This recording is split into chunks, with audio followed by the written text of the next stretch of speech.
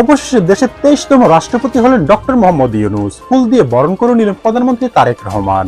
বাংলাদেশের পরবর্তী রাষ্ট্রপতি নির্বাচিত হতে যাচ্ছেন ডক্টর মোহাম্মদ ইউনূস। প্রার্থী হিসেবে মনোনয়নপত্র জমা দিয়েছেন তিনি। সকাল 11টায় নিজে ইসিতে হাজির হয়ে মনোনয়ন জমা দেন। রাষ্ট্রপতি হওয়ার দৌড়ে সেই অধ্যাপক মোহাম্মদ ইউনূসের অবস্থান সবচেয়ে শক্তিশালী। এখন বিএনপি ইউনূসকে আবারও রাষ্ট্রপতি পদে মনোনীত করার কথা ভাবছে। সব জল্পনার অবসান ঘটিয়ে বঙ্গভবনের চেয়ারে বসতে যাচ্ছেন ডক্টর মোহাম্মদ ইউনূস। দেশের 23তম রাষ্ট্রপ্রধান হচ্ছেন 86 বছর বয়সী এই নোবেলজয়ী। সমীকরণ ছাপিয়ে ডক্টর মোহাম্মদ ইউনূসই রাষ্ট্রপতি পদে আসতে পারে এমন আলোচনা এই মুহূর্তে রাজনৈতিক বিশ্লেষক সহ বেশ কিছু ব্যক্তিদের মতামত সামনে আসছে। অবশেষে কিন্তু দেশের 23তম রাষ্ট্রপতির নাম কিন্তু চূড়ান্ত হয়ে গেছে। হ্যাঁ দর্শক, থাম্বনেল এবং টাইটেল দেখে কিন্তু আপনারা বুঝতে পেরেছেন আমি কার কথা বলছি। হ্যাঁ দর্শক, দেশের নতুন রাষ্ট্রপতি এমনকি বঙ্গভবনের নতুন চেয়ারের মালিক হচ্ছেন কিন্তু ডক্টর মোহাম্মদ ইউনূস। কারণ তার রয়েছে অতীতে দেশ পরিচালনার অভিজ্ঞতা, তার উপর বিশ্ব নেতাদের দর্শক একের পর এক অনুরোধ এবং কি চাপে কিন্তু অবশেষে তারেক রহমানের সরকার কিন্তু বাধ্য হচ্ছে এই ডক্টর ইউনূসকে নতুন রাষ্ট্রপতি বানানোর জন্য। আর কালই কিন্তু সবাই কিন্তু সে চূড়ান্ত সিদ্ধান্ত হয়ে গিয়েছে, যদি এখনো প্রকাশ্যে আসেনি বিষয়টি। তবে দর্শক, গোপন সূত্রে কিন্তু জানা গিয়েছে ডক্টর মোহাম্মদ ইউনূসই কিন্তু হচ্ছেন দেশের 23তম রাষ্ট্রপতি।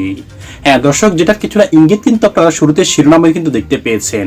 তাই আপনার কাছে অনুরোধ থাকবে দর্শক, এখনই কিন্তু আপনাদের পূর্ণাঙ্গ রিপোর্টটি কিন্তু আপনাদের সামনে তুলে ধরা হবে।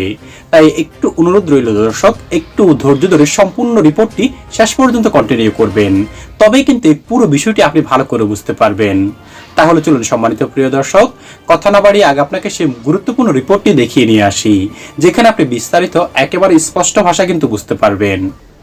সব জল্পনার অবসান ঘটিয়ে বঙ্গভবনের চেয়ারে বসতে যাচ্ছেন ডক্টর মোহাম্মদ ইউনূস। দেশের 23তম রাষ্ট্রপ্রধান হচ্ছেন 86 বছর বয়সী এই নোবেলজয়ী। মোহাম্মদ শাহাবুদ্দিনের পদত্যাগের পর সাংবিধানিক বাধ্যবাধকতায় আগামী 24 অক্টোবরের মধ্যে শেষ করতে হবে নতুন রাষ্ট্রপতি নির্বাচন। এই দৌড়ে বিএনপির জ্যেষ্ঠ নেতা সহ সম্ভাব্য বেশ কয়েকটি নাম নিয়ে জল্পনা কল্পনা চললেও সবচেয়ে জোরালো আলোচনা যার নাম ঘিরে তিনি নোবেলজয়ী অর্থনীতিবিদ ডক্টর মোহাম্মদ ইউনূস। গত 5 আগস্টের গণঅভ্যুত্থান পরবর্তী রাজনৈতিক পরিস্থিতিতে বিধ্বস্ত বাংলাদেশের হাল ধরেছিলেন ডক্টর মোহাম্মদ ইউনূস। ভঙ্গুর আইন শৃঙ্খলা, স্থবির অর্থনীতি আর রাজনৈতিক অস্থিরতার মুখে অন্তর্বর্তীকালীন সরকারের প্রধান হিসাবে দায়িত্ব নিয়ে পুরো দেশকে একটি স্থিতিশীলতার পথে আনেন তিনি। আন্তর্জাতিক অঙ্গনে তার ভাবমূর্তি এবং দেশের ভেতর তার সার্বজনীন গ্রহণযোগ্যতা তাকে সবসময় যে কোনো সংকটকালীন নেতৃত্বের শীর্ষ তালিকায় রেখেছে। রাজনৈতিক বিশেষজ্ঞদের মতে এই কঠিন সময়ে রাষ্ট্রের সর্বোচ্চ পদে একজন নিরপেক্ষ, আন্তর্জাতিকভাবে শ্রদ্ধেয় এবং বিশ্বস্ত অভিভাবক প্রয়োজন। আর সেই জায়গাটিতে ডক্টর ইউনূসের চেয়ে উপযুক্ত বিকল্প এই মুহূর্তে খুব কমই আছে। তবে এই সমীকরণে রয়েছে নানা জটিলতাও। অন্তর্বর্তীকালীন সরকারের প্রধান নির্বাহী হিসাবে তিনি যেভাবে দেশকে নেতৃত্ব দিচ্ছেন, সেখান থেকে সরে বঙ্গভবনের রাষ্ট্রীয় দায়িত্ব নেবেন কিনা তা নিয়েও রয়েছে নানা প্রশ্ন। রাজনৈতিক দলগুলোর মধ্যেও চলছে চুলচেরা বিশ্লেষণ। একাংশের মতে বর্তমান পরিস্থিতিতে রাষ্ট্রপ্রধান পদে তার অবস্থান দেশকে আন্তর্জাতিক অঙ্গনে আরও বেশি শক্তিশালী করবে এবং রাজনৈতিক স্থিতিশীলতা নিশ্চিত করবে। অন্যদিকে সরকার পরিচালনা ও রাষ্ট্রপতির ক্ষমতার কাঠামোর সমন্বয় কিভাবে হবে তা নিয়েও চলছে আলোচনা। সাংবিধানিক নিয়ম অনুযায়ী নির্দিষ্ট সময়ের মধ্যেই নির্বাচন সম্পন্ন করতে হবে, ফলে হাতে সময় বেশ কম। পর্দার আড়ালে প্রধান রাজনৈতিক দলগুলো এবং সিদ্ধান্ত গ্রহণকারীদের মধ্যে যোগাযোগ জোরদার হচ্ছে। সংকটকালের কাণ্ডারি হিসেবে যিনি ধ্বংসস্তূপ থেকে দেশকে টেনে তুলেছিলেন, তিনি কি তবে এবার বসতে যাচ্ছেন বঙ্গভবনে, নাকি শেষ মুহূর্তে আসবে নতুন কোনো চমক? 24 অক্টোবরের আগেই মিলবে সব প্রশ্নের উত্তর। দেশবাসী এখন সেদিকেই তাকিয়ে। এখন বিএনপি ইউনূসকে আবারও রাষ্ট্রপতি পদে মনোনীত করার কথা ভাবছে। ইউনূসকে রাষ্ট্রপতি পদে নিয়ে আসবার বিষয়ে যে একদলের একটা বড় ধরনের উদ্যোগ আছে তার প্রমাণ পত্রপত্রিকায় একটা সিন্ডিকেটের দল বেঁধে খবর প্রকাশিত হওয়া শুরু হয়েছে যে ইউনূস আবারও রাষ্ট্রপতি হিসেবে আলোচনায়। ইত্তেফাক খবর করেছে নতুন রাষ্ট্রপতি নির্বাচন আলোচনায় ডক্টর মোহাম্মদ ইউনূস।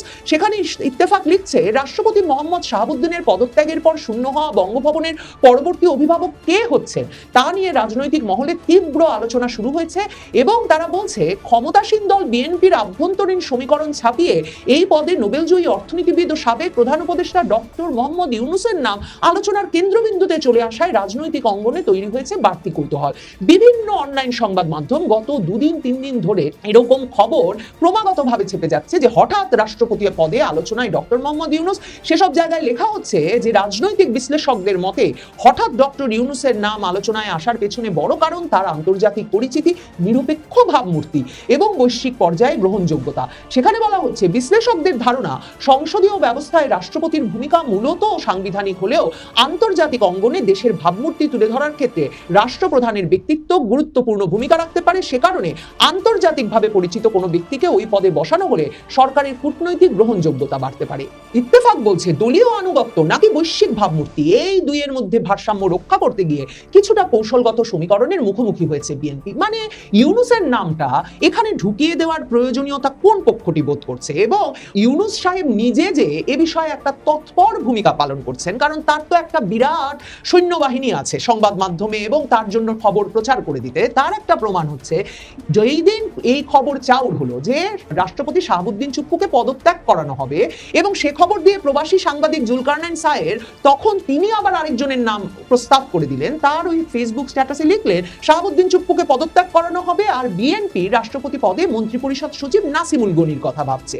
তখনই তার পরপরই দেখা গেল ইউনূস সাহেবের আমলের প্রেস সচিব শফিকুল আলম ফেসবুকে স্ট্যাটাস দিয়ে লিখেছেন, যেই রাষ্ট্রপতি হন আমি বলে দিতে পারি ইউনূস সাহেব কিছুতেই রাষ্ট্রপতি হবেন না, কারণ ডক্টর মোহাম্মদ ইউনূস দারিদ্র্যের বিরুদ্ধে লড়াই, ৩-০ বিশ্ব গঠনের স্বপ্ন বাস্তবায়ন এবং বিশ্বব্যাপী সামাজিক ব্যবসা সম্প্রসারণে তার চলমান কাজেই নিবেদিত থাকবেন। কেউ তো ডাকে নাই ডক্টর মোহাম্মদ ইউনূসকে, ফেসবুকেও ডক্টর মোহাম্মদ ইউনূসের নামে কোনো জল্পনা ছিল না তখন থেকে এখন পর্যন্ত। এমনকি বিবিসি বাংলা দুদিন আগে তাদের কার কার নাম আছে সেখানেও আইরিন খানের নাম লিখেছে, কারণ প্রধানমন্ত্রী তারেক রহমানের স্ত্রী জুবাইদা রহমানের আপন চাচাতো বোন আন্তর্জাতিক পরিসরে মানবাধিকার কর্মী হিসেবে জাতিসংঘের বিভিন্ন গুরুত্বপূর্ণ পদে দায়িত্ব পালন করার কারণে এবং অ্যামনেস্টি ইন্টারন্যাশনালের প্রথম নারী মহাসচিব হওয়ার কারণে আইরিন খান সারা পৃথিবীতে পরিচিত। এবং তিনি যে সম্প্রতি জাতিসংঘে বাংলাদেশের স্থায়ী প্রতিনিধি হিসেবে এই সরকারের নিয়োগ গ্রহণ করেছেন সেটা নিয়ে একটা আলোড়ন ছিল, এবং তখন থেকে এই জল্পনা ছিল যে আইরিন খান নিশ্চয়ই জাতিসংঘে বাংলাদেশের স্থায়ী প্রতিনিধি হয়ে বসতেই শুধুমাত্র এই সরকারের প্রস্তাব গ্রহণ করেন নাই বা একটা দলীয় ছাপ গায়ে নেন নাই, তিনি নিশ্চয়ই এর চেয়েও বড় কোনো পদের প্রতিশ্রুতি পেয়েছেন। এবং তখন থেকে আলোচনা ছিল যে বিএনপি যেদিন শাহাবুদ্দিন চুপ্পুকে সরাবেন হয়তো তিনিই হবেন, আইরিন খানই হবেন বাংলাদেশের প্রথম নারী রাষ্ট্রপতি, এবং এত বড় একটা পদের আশ্বাসেই সম্ভবত তিনি বিএনপি পরিচয় গায়ে মেখেছেন। এবং আন্তর্জাতিকভাবেও এই যে আন্তর্জাতিক একটা চরিত্রকে বিএনপি সরকারের মাথার উপর বসিয়ে রাখার যে তৎপরতা, তাতেও আইরিন খান খুব ভালো মতো হয়তোবা ফিট করে যাবেন। এরকম একটা পরিস্থিতিতে ইউনূস নিয়ে কোনো কথা ছিল না, কারণ তারেক রহমান যেটা বলছিলাম ক্ষমতায় আসার পর থেকে ডক্টর মোহাম্মদ ইউনূসের সাথে কোনো মাখামাখি করেন নাই। ডক্টর মোহাম্মদ ইউনূস এমনকি ওই যে ক্ষমতায় থাকার সময় যে ঈদের নামাজ পড়তে যেতেন সেটাও আরেকবার ঈদগাহে পড়তে যে তারেক রহমানের সঙ্গে কোলাকুলি করারও কোনো চেষ্টা করেন নাই। এবং ইউনূস যেই পদ্ধতিতে রাষ্ট্রপতি হতে চেয়েছিলেন সেই ফর্মুলার রাষ্ট্রপতি পদে কিন্তু জুলাই সনদ অনুযায়ী তার অনেক ধরনের ক্ষমতা থাকার কথা প্রধানমন্ত্রী পদের সঙ্গে তার ভারসাম্য রক্ষায়। মানে ইউনূসের তো রাষ্ট্রপতি হওয়ার খায়েশ ছিল, এবং ইউনূসকে রাষ্ট্রপতি ভেবেই জাতীয় নাগরিক পার্টি, জামায়াতে ইসলামী সহ দলগুলো যে জুলাই সনদে রাষ্ট্রপতির ক্ষমতার যে পরিবর্তন এনেছিল সেখানে বলা হয়েছিল যে রাষ্ট্রপতিকে 6টি গুরুত্বপূর্ণ প্রতিষ্ঠানে নিয়োগের একচ্ছত্র ক্ষমতা দেওয়া হবে, প্রধানমন্ত্রীর কোনো পরামর্শ ছাড়াই তিনি মানবাধিকার কমিশন, তথ্য কমিশন, প্রেস কাউন্সিল, আইন কমিশন, বাংলাদেশ ব্যাংক এবং এনার্জি রেগুলেটরি কমিশনের চেয়ারম্যান ও সদস্য নিয়োগ দিতে পারবেন। এখন ইউনূস সাহেব এখনো যে রাষ্ট্রপতি হতে চাইছেন তার পেছনে যদি কোনো বড় ধরনের আন্তর্জাতিক হিসাব নিকাশ তার তরফে না থাকে তাহলে বোঝা মুশকিল যে এরপরেও তিনি কেন তারেক রহমানের রাষ্ট্রপতি পদে, যে পদটি এখনো ভীষণভাবে আলংকারিক, কারণ জুলাই সনদ বাস্তবায়ন বিএনপি যে করবে না তা একরকম বোঝা যাচ্ছে এখন, সেই আলংকারিক পদে বসতে এতটা আগ্রহ প্রকাশ করছেন। মানে ইউনূস যখনই রাষ্ট্রপতি পদের কথা ওঠে তখনই তার যে পদে যাওয়ার খায়েশ সেটা কাউকে না কাউকে দিয়ে বলিয়ে নেন। ফেব্রুয়ারিতে তারেক রহমান ক্ষমতা নেওয়ার পরপরই ডেভিড বার্গম্যান, মানে ব্রিটিশ সাংবাদিক কামাল হোসেনের মেয়ের জামাই, সারা হোসেনের স্বামী, সেই ডেভিড বার্গম্যান একটা স্ট্যাটাস দিয়ে বসলেন যে খুব ভালো হয় যদি তারেক রহমান রাষ্ট্রপতি পদে ইউনূসকে নিয়োজিত করেন। তিনি তখন বলেছিলেন দেশের ভেতরে কিছু সমালোচনা থাকলেও আন্তর্জাতিক পরিমণ্ডলে ডক্টর ইউনূসের গ্রহণযোগ্যতা ও মর্যাদা উচ্চ পর্যায়ের, আভ্যন্তরীণ বিষয়ে মনোযোগী এক প্রধানমন্ত্রী এবং আন্তর্জাতিকভাবে পরিচিত এক রাষ্ট্রপতির সমন্বয় কার্যকর হতে পারে। মানে কি দারুণ ফর্মুলা এই বিদেশি সাংবাদিক বাংলাদেশের রাজনীতির জন্য তখনই তারেক রহমানকে দিয়ে রেখেছিলেন। কাজেই ইউনূসের নিয়োগ যে তারেক রহমান সরকারের গ্রহণযোগ্যতা দারুণভাবে বাড়িয়ে তুলতে পারে এ কথা বিভিন্নভাবে বলবার নানা লোক আছে, এবং সাম্প্রতিক সময়ে বিএনপির বিষয়ে তারা দলীয় নিয়োগ দিচ্ছে বিভিন্ন জায়গায়, সেটা নিয়ে প্রথম আলো এবং ডেইলি স্টারও ভীষণ রকমের সোচ্চার হয়ে উঠেছে। প্রথম আলো একের পর এক খবর প্রকাশ করছে সরকারি প্রতিষ্ঠানে দলীয় নিয়োগ কি বার্তা দিচ্ছে, সরকার 11টি সরকারি প্রতিষ্ঠানের শীর্ষ পদে 1 বছরের জন্য চুক্তিভিত্তিক নিয়োগ দিয়েছে ক্ষমতাসীন বিএনপি নেতাদের, এসব কথা লিখছে। অথচ এরা মুখ বন্ধ করেছিল যখন 2024-এর আগস্টের পর হাসনাত সার্জিসরা মব তৈরি করে এমনকি আপিল বিভাগের সব বিচারপতিদের পাল্টে ফেলেছিলেন রাতারাতি।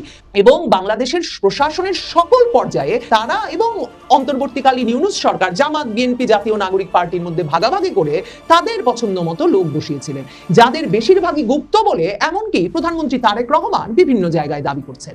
এখন এই একই সময়ে ডেইলি স্টার শিরোনাম করেছে, রাষ্ট্রীয় 12 পদে দলীয় নিয়োগ 31 দফার প্রতিশ্রুতির সঙ্গে সাংঘর্ষিক, সরকারি প্রতিষ্ঠানে বিএনপির লোকদের আত্মঘাতী নিয়োগ, এমন কলাম লিখেছে প্রথম আলোর কলামিস্ট প্রথম আলো পত্রিকায়। এই অবস্থায় বুঝতে বাকি থাকে না যে দলীয় নিয়োগের বাইরে একজন সবার কাছে গ্রহণযোগ্য ব্যক্তিকে রাষ্ট্রপতি নিয়োগ করা সবার জন্য ভালো হতে পারে, এমন দাবিটাই আবার বাংলাদেশের একটা পক্ষের মধ্য থেকে বেশ জোরে সোরে ওঠানো হচ্ছে। বিবিসি যে সংবাদটি দিয়েছে বাংলাদেশের পরবর্তী রাষ্ট্রপতিকে বিএনপিতে কি আলোচনা হচ্ছে, সেখানেও প্রথম আলোর নিয়মিত কলামিস্ট গবেষক মহিউদ্দিন আহমেদ বলেছেন, নতুন রাষ্ট্রপতি কে হবেন সেটি ক্ষমতাসীন দলের শীর্ষ নেতৃত্বই ঠিক করবেন, তবে বিএনপি যেন দেশের অভিভাবক হওয়ার মতো কাউকে এ পদের জন্য বেছে নেয় সেটিই সবার চাওয়া থাকবে। ডক্টর মোহাম্মদ ইউনূস ক্ষমতা ছাড়ার আগে নিজেই প্রজ্ঞাপনে সই করে যে 1 বছরের জন্য ভিভিআইপি ব্যক্তির সুবিধা পেয়েছিলেন, তারেক রহমান সরকার ক্ষমতায় এসেই এরপর থেকে সব প্রধানমন্ত্রী, প্রধান উপদেষ্টা, রাষ্ট্রপতি 6 মাসের জন্য সে সুবিধা পাবেন এমন নিয়ম করার পর